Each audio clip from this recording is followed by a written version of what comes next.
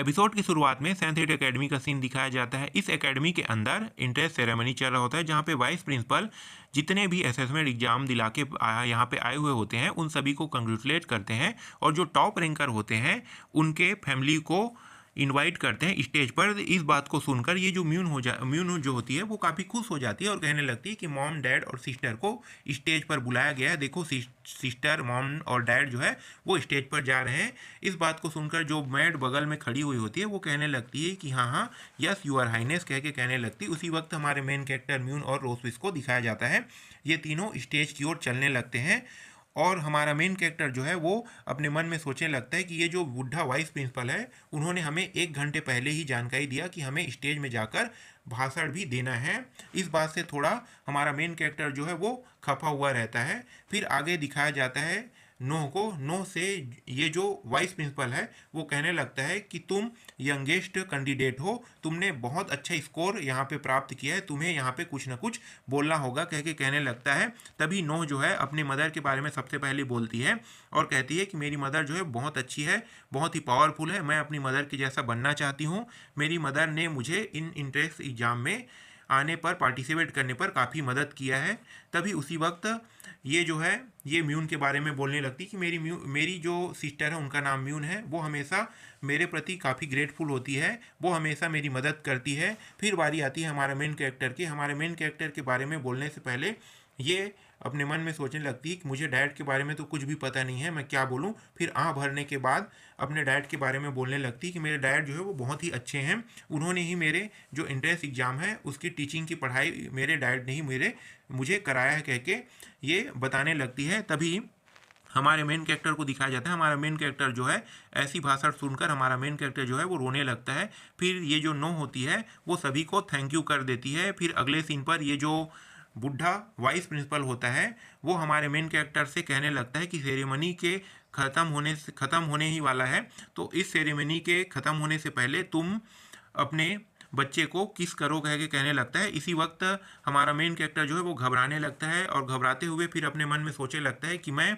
कैसे नोह को किस कर सकता हूँ, ये तो मुझे अपने पास आने तक की नहीं देती है कह के हमारा मेन कैरेक्टर अपने मन में सोचने लगता है। फिर हमारा मेन कैरेक्टर कहता है कि ठीक है वो मुझे किस करने नहीं दे सकती, तो मैं एक काम करता हूँ, मैं उसे गले लगा लेता हूँ, ये ज़्यादा अच्छा रहेगा। तभी हमारा मेन कैरेक्टर जो है वो अपने जो दोनों हाथ है उसको फैला देते हैं और फैलाने के बाद नोह को अपनी ओर गले लगाने के लिए बुलाने लगता है। तभी नोह जो है वो ब्लश करते हुए कहने लगती है कि आपको किस करने के लिए कहा है, आपको किस करना चाहिए। ऐसी बातों को सुनकर हमारा मेन कैरेक्टर चौंक जाता है। फिर हमारा मेन कैरेक्टर नोह के पास जाता है और उसके माथे पर किस कर लेता है। ऐसा करते हुए देखकर म्यून जो है वो मैं भी आ रही हूँ सिस्टर, मैं भी आ रही हूँ सिस्टर कह के स्टेज की ओर दौड़ने लगती है। उसी वक्त ये जो मेड होती है वो कहने लगती है कि यूर हाइनेस आप वहाँ पे नहीं जा सकते।